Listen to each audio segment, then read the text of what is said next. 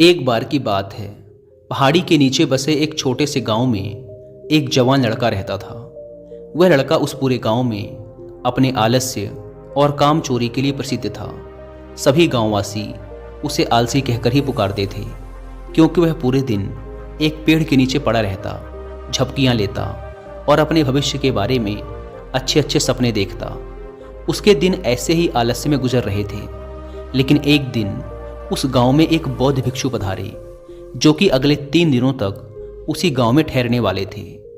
बौद्ध भिक्षु गांव में भिक्षा मांगते, दिन भर लोगों को उपदेश देते और रात्रि में गांव के बाहर बने बौद्ध मठ में विश्राम करते। बौद्ध भिक्षु जब भी भिक्षाटन के लिए जाते और भिक्षा लेकर वापस लौटते, तो वो हर बार उस जवान लड़के को उसी पेड़ के नीचे लेटा हुआ पाते। बौद्ध भिक्षु 2 दिनों तक ये सब देखते रहे और वो समझ गए कि यह लड़का मानसिक आलस्य का गुलाम है।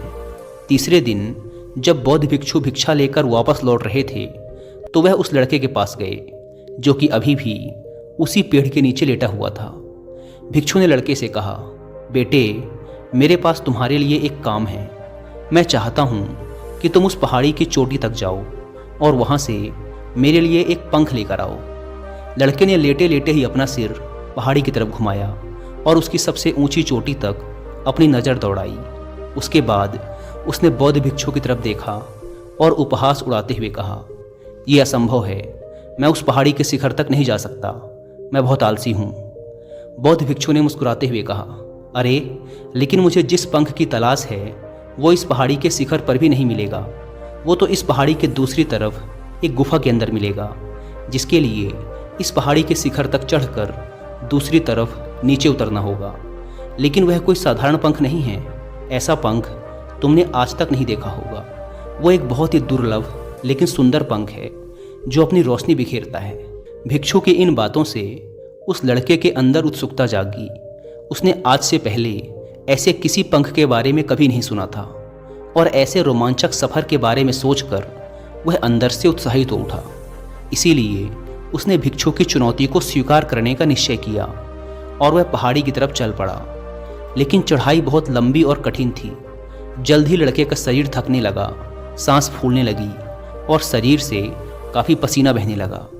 लेकिन फिर भी उसने चलना जारी रखा। वो जैसे जैसे ऊपर और ऊपर चढ़ता गया, उसे प्रसन्नता और उत्साह की अनुभूति होने लगी, जिसे उसने आज से पहले कभी महसूस नहीं किया था। अंततः जब वह कड़ी मेहनत और लंबे प्रयास के बाद पहाड़ी के शिखर पर पहुंचा, तो वह पूरी तरह से थक चुका था। लेकिन वह बहुत खुश था। उसे अंदर से आत्मसंतुष्टि का एहसास हो रहा था। उसके चेहरे पर योद्धाओं जैसी मुस्कान थी, जैसे उसने कोई युद्ध जीत लिया हो। उसने पहाड़ी के शिखर से नीचे देखा। उसके सामने एक बहुत ही मनमोहक दृश्य था। उसने अपने अंदर एक उपलब्धि की भावना महसूस की, जो उसने आज से पहले कभी नहीं की थी। लेकिन असली चुनौती आगे थी। लड़के को पहाड़ के दूसरी ओर उतरना था और उस गुफा को ढूंढना था जहां पंख के मिलने की बात कही गई थी। नीचे उतरना और भी ज़्यादा मुश्किल व खतरनाक था, क्योंकि ढलान ज़्यादा खड़ी थी और चढ़ाई के समय लड़का कई बार लड़खड़ाया और गिरा भी था, तो वह डर भी उसके अंदर था। लेकिन भिक्षु को पंख लाकर देने के वादे की वजह से वह लगातार आगे बढ़ता रहा। काफ़ी खोज मशक्क़त और कड़ी मेहनत के बाद जब वह अंत में गुफा तक पहुंचा, तो उसने देखा कि पंख वहीं पड़ा हुआ था, जो गुफा के प्रवेश द्वार से छनकर आ रही रोशनी में चमक रहा था। उसने पंख उठाया, लेकिन उसकी सुंदरता को देखकर अचंभित रह गया। वह काफ़ी देर तक पंख को ही घूरता रहा, लेकिन फिर अचानक उसे याद आया कि अभी तो उसे वापस भी जाना है। उसने खुद की तरफ देखा। वह पूरी तरह से थक चुका था। वह चिंतित हो गया कि वह पहाड़ पर कैसे चढ़ेगा और भिक्षु तक पंख कैसे पहुंचाएगा। एक पल के लिए उसने हार मानने के बारे में सोचा, लेकिन फिर उसे वह उपलब्धि और गर्व की भावना याद आ गई, जो उसने पहाड़ी के शिखर पर पहुंचने पर महसूस की थी। उसे एहसास हुआ कि उसके अंदर इस सफ़र को दोबारा पूरा करने की ताकत और दृढ़ संकल्प है। वह दोबारा पहाड़ी पर चढ़ने लगा। उसकी मांसपेशियों में दर्द हो रहा था, पैर कांप रहे थे, फेफड़े फटे जा रहे थे। वह कई बार लड़खड़ाकर गिर भी पड़ा, लेकिन उसने हार नहीं मानी। वह खुद को आगे बढ़ाने के लिए लगातार प्रेरित करता जा रहा था। अथक प्रयास और घंटों की कड़ी मेहनत के बाद अंततः जब वह बौद्ध भिक्षु के पास पहुंचा, और उनके हाथों में वह पंख रखा तो उसकी खुशी का ठिकाना ना रहा। उसे महसूस हुआ कि आज उसने अपने आलस्य पर काबू पा लिया है और कुछ महत्वपूर्ण करके दिखाया है। उसके चेहरे पर इतनी खुशी और संतुष्टि का भाव देखकर बौद्ध भिक्षु मुस्कुराए और बोले, बहुत बढ़िया मेरे बच्चे, आज तुमने जीवन का एक बहुत ही महत्वपूर्ण सबक सीखा है कि आलस्य कोई ऐसी चीज़ नहीं है जिसे स्वीकार कर लिया जाए या सहन किया जाए।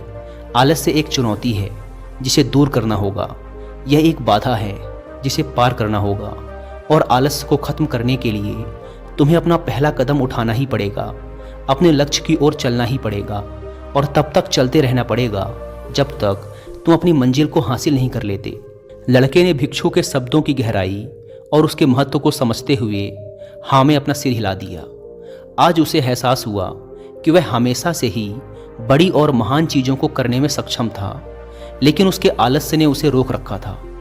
अब वह जानता था कि उसके पास अपने रास्ते में आने वाली किसी भी बाधा को दूर करने की ताकत और दृढ़ संकल्प है। इसके बाद भिक्षु ने उस लड़के को आशीर्वाद दिया और उस गांव से चले गए। इस कहानी से सीखने वाली बात यह है कि जब हम असंभव लगने पर भी अपने लक्ष्य को प्राप्त करने के लिए खुद को आगे बढ़ाते हैं, तब हम अपने भीतर एक ऐसी ताकत और दृढ़ संकल्प की खोज करते हैं जिसके बारे में हम पहले कभी नहीं जानते थे। आलस्य पर काबू पाने के लिए हमें खुद को चुनौती देनी चाहिए और बड़े व महत्वाकांक्षी लक्ष्य बनाने चाहिए। फिर चाहे वो लक्ष्य कितने ही मुश्किल क्यों ना हो, हमें लगातार खुद को अपनी शारीरिक और मानसिक सीमाओं से परे ढकेलते रहना चाहिए और असफलताओं व बाधाओं का सामना करने पर भी अंदर से मजबूत बने रहना चाहिए। हमें अपने लिए एक नियम बनाकर और उस पर टिके रहकर अपने दैनिक आदतों और दिनचर्या में अनुशासन और निरंतरता भी विकसित करनी चाहिए। हम कुछ ऐसी अच्छी आदतें बना सकते हैं जो हमें मन न लगने पर भी ध्यान केंद्रित करने और क्रियाशील बने रहने में मदद